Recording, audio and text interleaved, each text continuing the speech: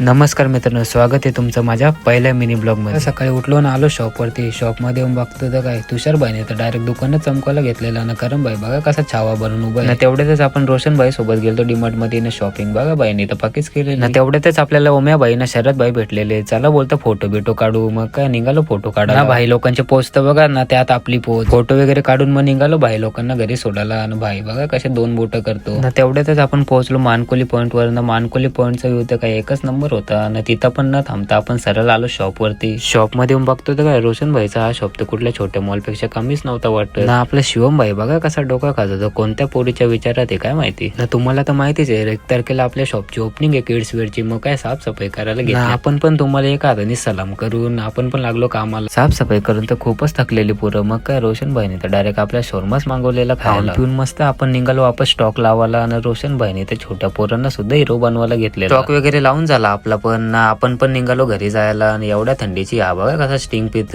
तेवढ्यातच पोहोचलो आपण डोंबिवली शॉपला ना। श्रीशान भाई बघा कसा पुतल्याला पॅन्ट घालतो। करण भाईनी पण घेतलेला दुकान बंद करायला ना। दुकान बिकान बंद करून आपण निघालेलो घरी। बसवला करण भाईला ना आकाश भाईला गाडीवरती ना निघालो घरी जायला आपण पण। ब्लॉग आवडला असेल तर लाईक पण करून टाका आपल्या भावाला।